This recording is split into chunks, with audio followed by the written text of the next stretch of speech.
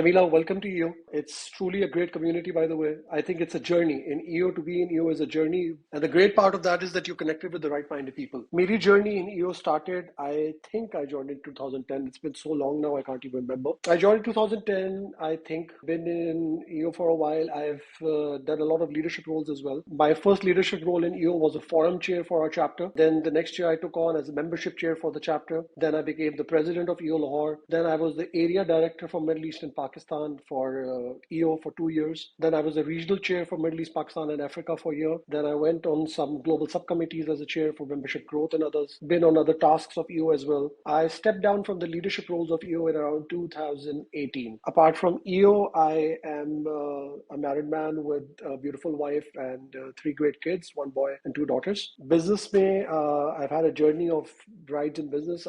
Family business, I joined around in 2005 Feb, to be officially saying. Spinning is the first thing I did, then got into some poultry side, did some retail as well. At the current moment, I'm taking care of the property development business of the family. And these are the things I'm generally doing. I did my primary school from Karachi. I finished my high school diploma from Canada. Then I went off to university in Canada, University of Windsor, and then eventually I finished my bachelor's in finance from Dubai. Then after that came to Pakistan. I've spent my childhood in Karachi, moved to Lahore in 2005 Feb. Ever since I've been a Pakka Lahori now. And I'm really fond of food. I love food. I'm a big time foodie.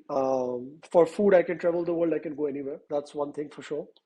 I love socially connecting with the right-minded people. So EO is definitely the place for me. And I'm glad to be connecting with you over here right now. Oh, it's actually a pleasure. It's a mind-boggling kind of a journey that I'm hearing over here, and it's too much to absorb, and so much. Actually, what I'm thinking is there's so much to learn from you, and especially with your journey in EO. So I'll be connecting with you more often and trying to learn from you. Okay, how can I become and go into these leadership positions down the road as well? However, I have just joined EO. I joined EO in June, and it's just been a few months. I have only taken a Awesome. forum training and recently joined a forum. And I hope that I'll be able to meet people like you and learn from the experiences that you have to share. And it will help me to grow as well. Not only as a person, but as a business leader as well. As far as my personal growth is concerned, I'm a married woman. I have 4 kids. My husband has his own business, and I have my kids. 2 of my kids are in US. My son is working there. My daughter is studying there, and 2 younger ones are in Pakistan. One is in grade 8 and one is in grade 7. And so I started my business 6 years back by the name of Ghar Par. It's like Uber for beauty services. We connect beauticians to clients who want beauty services in the comfort of their own home. This is very recent, and but it has been great challenging experience for me because my family, like my side of the family, nobody ever did any business. So I'm the first generation to actually do any kind of business. But my husband has been very, very, very, very supportive and helpful because he's a businessman, and I saw him after marriage doing all these things. So got the inspiration from him. And now being an EO, so I hope that I will be able to learn a lot from all of you and move forward. Awesome, Shamila. That's like one of the most impressive stories that's there for you. This is what EO is all about. And one of the most important core values that EO has is boldly go. And that means you do things that are what normal people cannot do. So you're coming out of a family that typically does not do business that much, and going forward with all the life structure, it's actually beautiful the way you're doing it. So very impressed by that, really. Looking forward to learn more from you. Thank you so much. Thank you. Means a lot. Likewise, even more. So generally speaking, Shamila, thank you. I'm always there for that. Tell me something about your favorite game or hobby or what you've done in your childhood. I mean, whatever you do today, it must have some story behind it. When you got to this point of deciding to do your business, I mean, the challenges of the business, those crazy nights to stay awake, if you dream about your business a day and night, what made you come this far? And what was the reason why you wanted to do all this? So one of the main reasons was that I wanted to give back to the society. So Ghar Par basically is a women empowerment program and poverty elevation program that we are running. So when I was a child, I stayed with my grandparents in Lahore because my father was a bureaucrat and he would travel all around, and the school systems weren't that great. and my nana nani were in Lahore, so I stayed with them. And my nani was amongst the first ones to start an NGO in Lahore by the name of Helping Okay. Hand Society. So I always saw her giving back to the society and wanted to take this thing forward. But one of the things that really bothered me throughout, and as I grew, and so my schooling is from France, because when my father got posted to France as first time, I was 12 years old when I shifted to France with my parents and started living with them. So from grade 6 till O levels, I was in France. And after coming back to Pakistan, I saw a few problems in this society, and those problems weren't like problems that people actually thought were a problem. For example, like Pakistan is huge in charity, and I always saw people giving out, going out of the way to help people. But what it did was, it made the society very dependent on others. We were actually crippling our own people by just handing out cash to them and not handing out any skill set or enabling them to be able to stand on their own feet. So I just wanted to change that. So that's where Ghar came into, that we said that we will open a training center for these women, train them in beauty skills, and then connect them to clients who want services, and make these women who belong to marginalized communities micro Wow. entrepreneurs. So that is how it all Wow. So started. technically speaking, you're not only doing a business, you're technically creating a whole new job structure by training those people coming from those marginalized community and moving forward and making them be the people who can step up and make their life. Wow. That's an amazing story. Amazing, Shameelah. Amazing. Really amazing. Yes, so it's more of a social That's impact. amazing. It's amazing. In Pakistan, we need that more than anything Oh, today. thank you so More much. than anything else today right now. So I, Yes. yeah. So you coming back and joining family business. How was When that? I was studying outside or whenever you used to do anything, bachpan se there was this thing that's a family business. You have to join the family business. There's been a time when my friends anywhere outside would always tell me that, when you're in a college or university, there are a lot of friends. They're from a typical middle class family, working environment. And when you're coming from an environment of entrepreneur, they're like, what do you have to worry about? You're just going to go and sit up on a seat and there's everything ready for you. That thing used to annoy me so much that I cannot tell you. And like, it's like, I don't have any identity. I can't do anything on my own. Am I that useless or a loser or something? Is that what's going to be?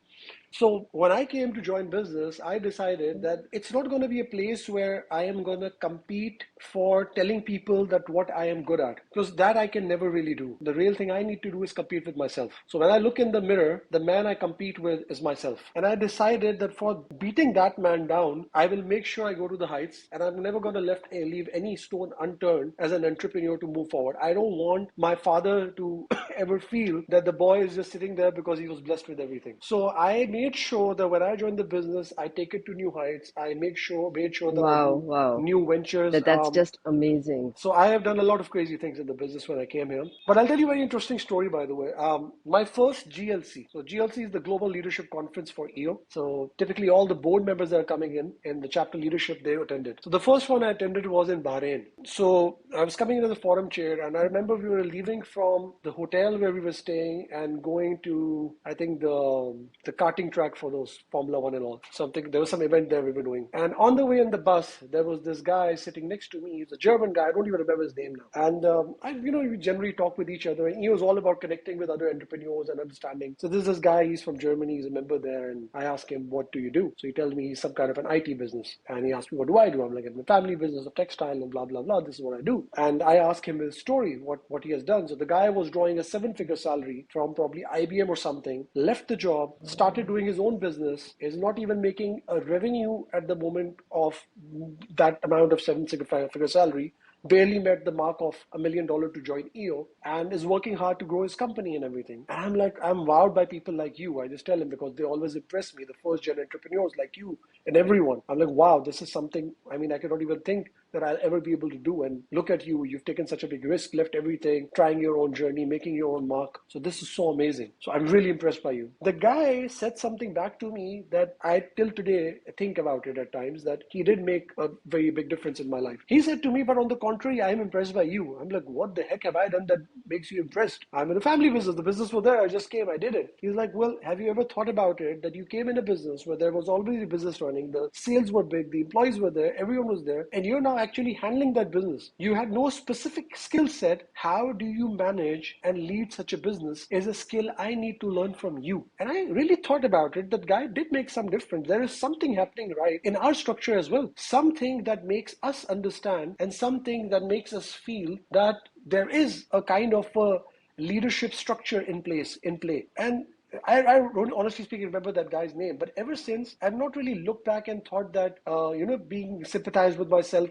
I didn't get a chance to be the first gen, although I did get it later on as a chance to really be a first gen as well. That's a different story. I'll give you some other day. It's a detailed one, but the point is, in EO you meet so many like-minded people, so many of them with such unique stories that every day it's actually gonna shape your life and journey. So the forum that you're joining right now, Mm. trust me, give it your best. It is one of the most beautiful experiences EO can give you. I mean, for me, my forum is my biggest reason for being in EO, to be very honest with you. I mean, I love everyone else a lot, but it's my biggest reason. And you love it once you have that synchronization done and alignment organized. So I would really tell you to do that. Oh, thank you so much. So, Imran bhai, what is the single best choice you've made in your life, and how has it shaped your journey? Well, I think the single best choice I made when I finally got married to my wife. So sometimes being in home with the right person also makes a big impact. Having the right people at the family, because whenever you go back home, you're looking for the better part of it. We are busy in our work and our life every day. So family is the most important aspect of it. So for me, the best decision I made is have the right family. What about you? Oh, mashallah, mashallah.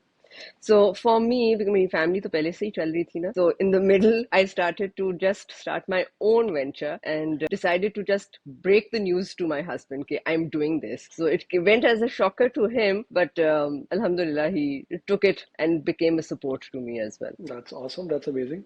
And if you were magically granted your dream talent, what would it be? And how would you use it in your personal or professional life? Dream talent. I would actually like to be an extrovert and a marketeer. And because I'm an introvert, I really shy away and I just go in my shells.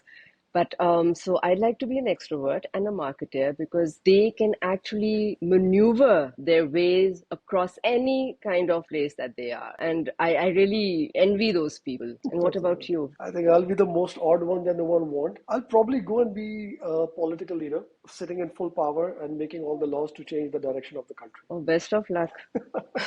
I'm not doing it, neither do I want to.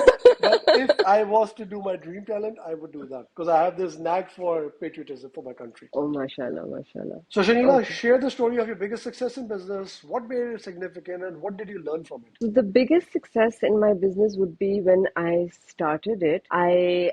We started going to all these marginalized communities to ask these women to come and join us, and they were not joining. Well, they wanted to join, but the family members never allowed them to join us because they didn't want the women to be financially independent. So when the first cohort enrolled, and it was only 6 women out of thousands that we approached, and they learned the skill, and when they started earning and took that first salary back home, and the amount of happiness and the twinkle in there, that was like beyond anything that I can explain. It was like just magical. And what made it significant for me was that if we want, we can bring a change, and we need to be persistent, and we can do whatever we want. What about you, Imran bhai?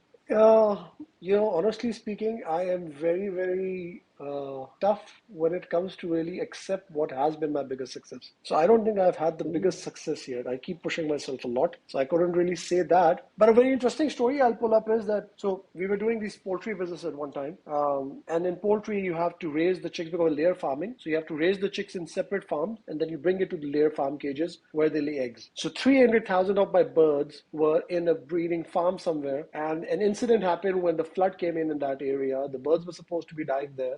And I remember that I was there literally standing this deep in that muddy waters along with my team to get those birds out of there and ship them to the other locations. It was a whole operation I had to conduct. It could have been my biggest failure as well. But for that specific business in that specific time, I wouldn't talk about the volume or the amount of money or everything because that's kind of futile. It was smaller than the other things I do. But for the point of my time and the motivation and the leadership I had to give at that time, for me, it was a one heck of a big success because in that specific moment, I was able to inspire the entire team that was not willing to do the work. There were live wires around, there were snakes in the water. It was a crazy thing, it was a whole flooding situation. So for me, it was a success to be able, I mean, I lost around 20% of the birds over there, they died, but I was able to save 80% as well. So I felt that was probably one of Alhamdulillah. the successes I'll never forget. Oh, mashallah, mashallah.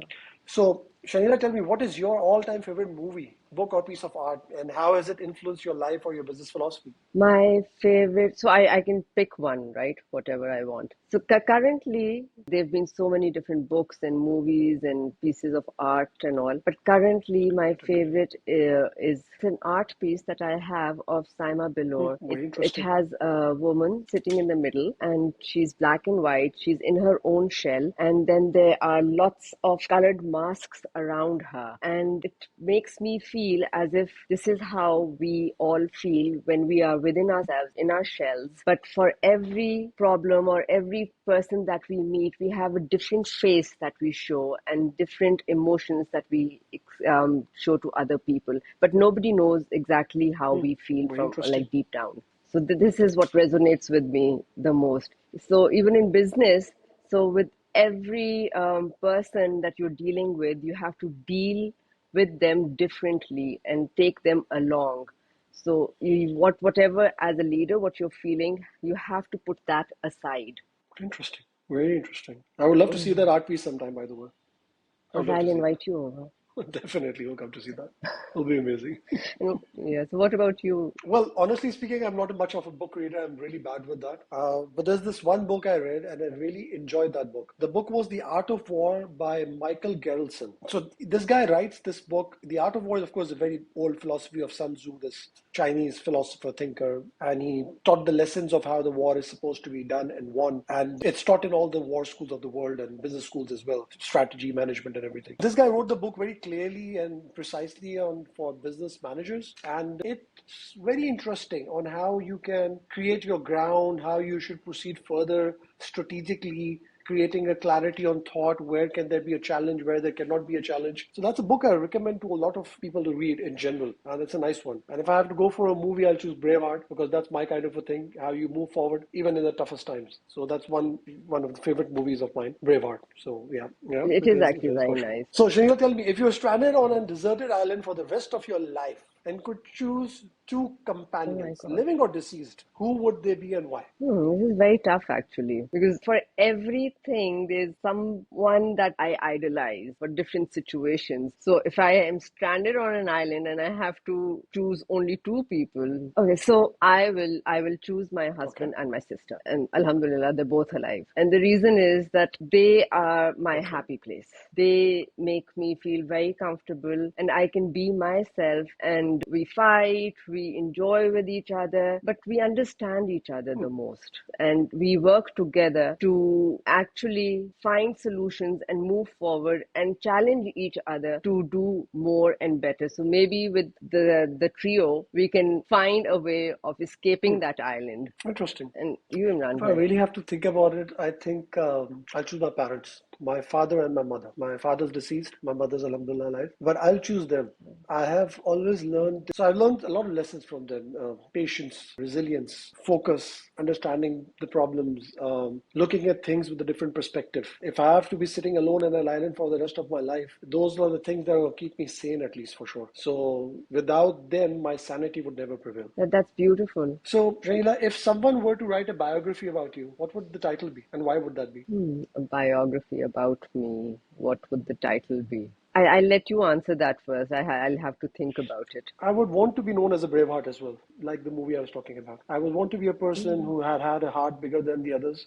He was there for the people when they needed him. He did not give up on anything. He tried his best to be there for whenever needed for his family, for his friends, for his community, for his country. So for me, the title will be Braveheart. I mean, but for Braveheart is not just being brave, it's about having a bigger heart as well, being the bigger man. I think for me, the title would be in Urdu, Khud are. Beautiful. The reason is that I want women, especially women, to be inspired and to find out that, nothing is impossible and you can actually achieve and fulfill your dreams if you actually put everything to it. And at the same time, you have to have work-life balance and take things in control. So if you are in control, still you can move forward and achieve your dreams. That's very nice. That reminds me of a quote by Angela Davis. She said that I'm not interested in accepting the things I cannot change. I'm interested in changing the things I cannot accept. So that fits on you. Awesome. Amazing. Very Thank nice. you. So, Shameelah, could you share a fact about yourself that most people would be surprised to know or wouldn't typically guess? So I did say that before as well during the podcast that I'm an introvert. Normally, when I meet people, everybody takes me as an extrovert, but that's such an act that I have to put up, and it really, really depletes my energy. But when I'm with people, and after that, when I come back home, I have to sit, relax, have a cup of coffee, and nobody should be talking to me to regain my energy. So people generally think that I'm an extrovert, but actually, I'm a typical introvert. Interesting. What about you, Imran bhai? I am quite confused on what I would be really surprised, and people will be surprised to know about me. I'm kind of an open book. When I talk to everyone, I'm very open on what I am. And I meet the people I meet, and they know mostly everything about me. I'm very, very open, very, very focused. I really doubt they're going to be surprised about something about me. That's for sure. So I doubt people will be surprised about anything about me for that reason. So tell me something. What is something in business that you wish you were better at, and how are you working to improve that skill or aspect? There are multiple things that I wish I was better at in business. Our business is tech-enabled business, and I am not a techie. Touche to And you. That's a commonality we have. So when we started it, it was very difficult because we told everybody that we are a tech business, and everything, all our back end was actually हम Google Sheets और Excel के ऊपर कर रहे थे. And slowly we started learning, started reading about all these things, that how does tech work and what are the jargons, because initially when we onboarded a tech partner, they would use all these jargons that we wouldn't understand. So it was like going to a doctor and two doctors talking to each other, and you're just sitting there staring that what is happening, am I going to die? So that would happen to us, and our first tech collapsed. Our app did not work. So after that, we are three founders. So all of us, what we did was we divided the business into three parts and said that all of us, we need to learn one skill every year to improve ourselves so that nobody can make a fool out of us. So I started studying tech. Right now I am studying data analytics so that I keep improving. So I can't really pinpoint that one thing, like so many things that I need to keep learning to grow and to evolve as not only as a person, but as a business leader, and to guide my team. Shaina, that's a brilliant thing between your brilliant synergy specifically between your partners. It highly is respectable actually that you guys actually have this understanding that we have to build on our problems, because people usually fight over it, they don't build over it. That's quite amazing actually. But on my side, I'm kind of Thank you, big, thank you. big nincompoop when it has come specifically for tech, honestly speaking. I have no idea how it works. And if you come to my office right now, you see an iMac, you see Apple TV, even you see this iPhone that I'm talking on right now. All of this, my wife is a techie person. She loves iPhones, Apple products. My forum members, I there like are some that. crazy people who love these Apple products. So the iMac in my office is given by my one forum member as a gift, Apple TV by another one. So they make sure I go on tech, and I'm the worst when it comes to this. So tech is my hazard, really hazard. But for some odd reason, I don't find it as a problem or a skill that I have to improve. If I have to really improve something, I would like to improve my organizational skills more. Being more organized with things, what to do, when to do, structure myself. I'm good with follow-ups. We're very bad with organizing things down to, writing it down and, the process managements and everything. That's not my thingy. That's very hard to actually absorb and Exactly. digest, that you are not good at that. Not at all, for sure. So, Shanina, if you had all the money in the world, what would you do with it? All the money in the world. I'm really inspired by Bill Gates, that how he takes one problem in the world and puts in the effort, money, and everything to solve that global problem, polio being one of them. So if I had all the money in the world, I would also identify few global problems and put all the money to help the entire society to resolve those issues, to have a better lifestyle for all the humans. Interesting. That's nice. और आप क्या करते हैं? I'll make people trade with gold again. Imran bhai, I think tech doesn't want you to buy the gold. I got a phone call coming in the middle. I just cut it out. Acha, okay. So if I had all the money in the world, I'll use it to buy physical gold of the world. So I'll buy all the gold of the world. I'll end all the debt of the world with that gold, and I'll let people trade in gold again because the currency system for me is a big time failure where you're just printing paper now without any backing. So in reality, the ones who have more power are able to survive, and the ones who don't cannot. That affects the countries as well and the common man as well. So I think the bigger picture than even handling the philanthropic side is actually to end the reason why there has to be so much philanthropy to save the world today. Oh, it's beautifully put. It's really heartwarming to hear that. Can you share three personal traits or habits that you believe have played a big role in your business success? One, my biggest, I think, trait is that I don't micromanage. And when we started this business, we wanted it to flourish and to move forward without us. To basically build it as a business, not some thing that is dependent upon individuals. Mm-hmm. So I do not micromanage. I give my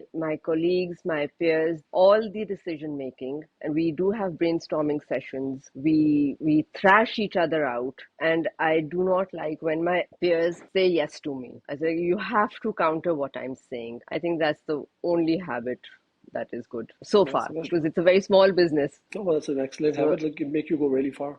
thank you, thank you. I'd like to hear a lot from you and learn those business habits from you. Well, if I had any good ones, that'd be amazing. But anyhow, if I have to talk about just three, since you gave your three, I never give up. I go on till the end. Alhamdulillah. I don't give up. Alhamdulillah. I don't frown. I don't regret. I don't look at the past and say, what if I did this? I look at the future and think that this is what I need to do, and I focus on that. So I stay focused for that. And Alhamdulillah. I am committed to what I do. I believe in hard work and commitment, and with hard work and commitment, you can achieve anything. So I'm a guy who goes very bold. If I decide I'm going to do something, I Wow. do it. I am the kind of a guy, if you make him stand on top of a roof and he has to jump, I do not think I will look down at the water or land or whatever it is. If I have to jump, I'll jump, and then I'll take in on the way what I need to do. And I will not Build regret an my decision. aeroplane while. Oh, excellent, excellent. So I'll try, and I have made a few notes for myself, like mental notes that, oh, I need to do this and try this. To learn a lot from you, Imran bhai. Don't jump from the building, that's for sure, okay? Don't jump from Yes, the yes, building. not doing That was that, not just doing that. so yeah. Anyway, so how do you strike the balance between your work and your personal life? I mean, I see you're so hands full with things. And are there any specific strategy or practices that you found helpful in doing that? So initially, when I started, I was like giving in my 20, like 200% to the business, and because of that, my son was taking his O levels at that time, and his results suffered a lot. But over time, I realized that you can't be skewed to one thing, and especially being a woman, you have to make sure that you strike a work-life balance. So now my weekdays, 9 to 6 p.m. is just work, and 6 p.m. onwards, when I'm home, I switch off my phone, like my business phone, and I'm like, okay, now this is the time for my children, and I'm not going to do anything else because that they need me to be there to grow as a person as well. So 6 to 8 is for the kids, and 8 onwards is our socializing time. And weekends pay, now I do not work at all until and unless, God forbid, if there's an emergency or something. But everything, all the processes and everything of the business are so smooth now that I can take this time out and give quality time not only to the business but to the family as well.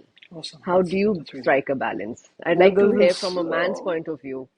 honestly speaking, it's a tougher one for females at times, to be very honest, in Pakistan, and you're doing an amazing job. So really impressive.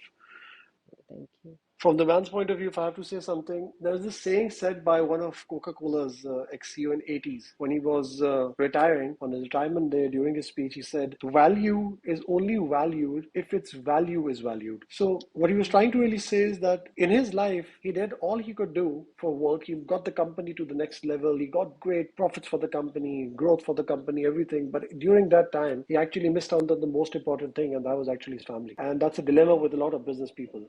So something that that we all need to remember every time. There are times you have to spend crazy nights and hours at your work as well, because it's also needed. In other words, in your company, the people who are working for you also are your babies. You have to work to survive and fight for them. Allah Ta'ala has got you there for a reason, so you can be that helping hand.